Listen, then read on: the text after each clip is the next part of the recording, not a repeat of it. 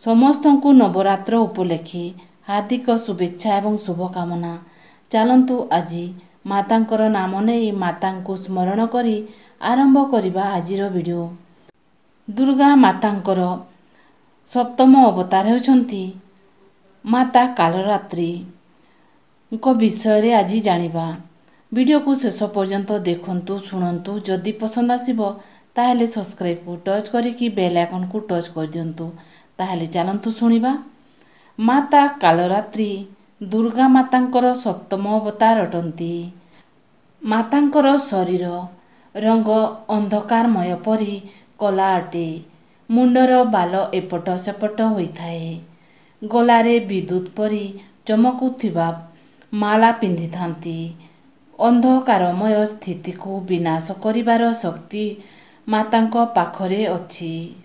କାଳରାତ୍ରି ଦେବୀଙ୍କର 3ଟି ଆଖି ଅଛି। 3ଟି ଆଖି ବ୍ରହ୍ମାଣ୍ଡ ପରି ଗୋଲ ଅଟେ। ମାତାଙ୍କର କଣ୍ଠରୁ ଅଗ୍ନି ପରି ଝଲକ ବାହାରୁଥାଏ। ମାତାଙ୍କର ଉପର ହାତରେ ବରମୁଦ୍ରା ଭକ୍ତଙ୍କୁ ଦିଅନ୍ତି। ଡାହାଣ ହାତ ତଳର ହାତ ଅଭୟ ମୁଦ୍ରା ଥାଏ। ବାମ ହାତର ଉପର ହାତ ଲୁହାର ଖଣ୍ଡା ଏବଂ ତଳ ହାତରେ ଖଡ୍ଗ ଧାରଣ କରିଥାନ୍ତି। ମାତା ଭୟଙ୍କର ଦିଶୁଥିଲେ ମଧ୍ୟ ବହୁତ ଦୟାଳୁ। ଭକ୍ତମାନଙ୍କୁ ସବୁବେଳେ ରକ୍ଷା କରିଥାନ୍ତି। ଦୁଷ୍ଟମାନଙ୍କୁ ବିନାଶ କରିବାକୁ ସେ ପ୍ରକଟ ହୋଇଥାନ୍ତି। କାଳରାତ୍ରି ମା ମନୁଷ୍ୟଙ୍କ ଶରୀରରୁ ଭୂତ ପ୍ରେତ ଦୂର କରିଥାନ୍ତି। ନକାରାତ୍ମକ ଶକ୍ତି ଦୂର କରିଥାନ୍ତି। କଠିନ ସମସ୍ୟାକୁ ସାମ୍ନା କରିବାକୁ ଶକ୍ତି ଦେଇଥାନ୍ତି। ଆୟୁର୍ବେଦରେ ନାଗଦୌଲକୁ କାଳରାତ୍ରି ଭାବରେ ମାନିଥାନ୍ତି। ଏହି ଔଷଧରେ ବହୁତ ପ୍ରକାରର ରୋଗ ସବୁ ମଧ୍ୟ ଦୂର ହୋଇଯାଇଥାଏ।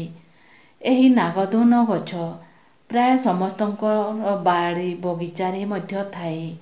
ଚିହ୍ନି ପାରିବା କଥା। ଏହି ନାଗଦୌନ ପତ୍ରକୁ କୋଣରେ ଚୂର୍ଣ୍ଣ କରି ପେଷ୍ଟ ତିଆରି କରି ବିମାରୀର ହିସାବରେ ଅଲଗା ଅଲଗା ପ୍ରକାରର ଔଷଧ ବ୍ୟବହାର କରାଯାଏ। ତାପରେ ବେମାରୀ ସବୁ ଠିକ୍ ହୋଇଯାଆନ୍ତି। ଚର୍ମ ରୋଗ, ସୂଜନ ରୋଗ, ପାଇଲ୍ସ ଏହିପରି ରୋଗ ସବୁ ମଧ୍ୟ ଦୂର ହୋଇଯାଇଥାଏ। ଏହାକୁ ନାଗଦୌନ ଗଛ କୁହାଯାଏ। ମା କାଳରାତ୍ରିଙ୍କର ଗୁଡ଼ ଆଉ ନାଗଦୌନ ମଧ୍ୟ ଔଷଧକୁ ଭୋଗ ଅର୍ପଣ କରିପାରିବେ।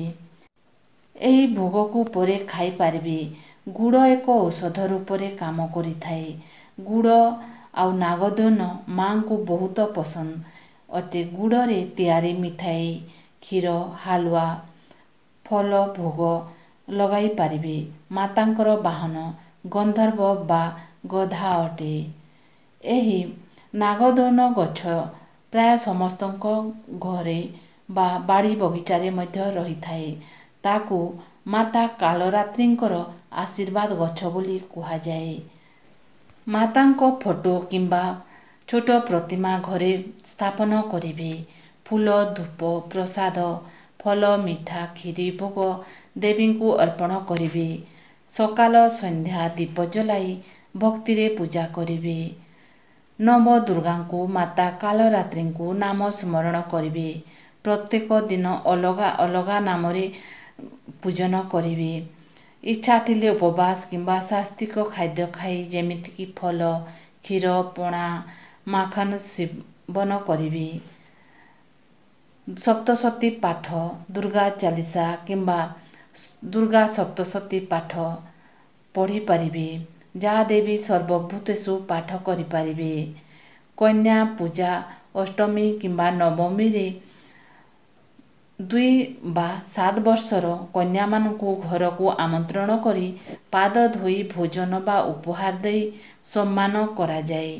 ତାଙ୍କୁ ମାତାଙ୍କର ଆଶୀର୍ବାଦ ବୋଲି କୁହାଯାଏ। ସେଥିପାଇଁ ସେ ଛୋଟ ଛୋଟ କନ୍ୟାମାନଙ୍କୁ ମାତା ବୋଲି ସମସ୍ତେ ପୂଜା କରିଥାନ୍ତି ଆଉ ତାଙ୍କର ଆଶୀର୍ବାଦ ନେଇଥାନ୍ତି। କନ୍ୟା ପୂଜନ ସରିଲା ପରେ ଦଶମୀ ଦିନ ମାତା ଦେବୀଙ୍କୁ ବିସର୍ଜନ କରାଯାଏ। ତାପରେ ଦଶହରା ଶେଷ ହୁଏ।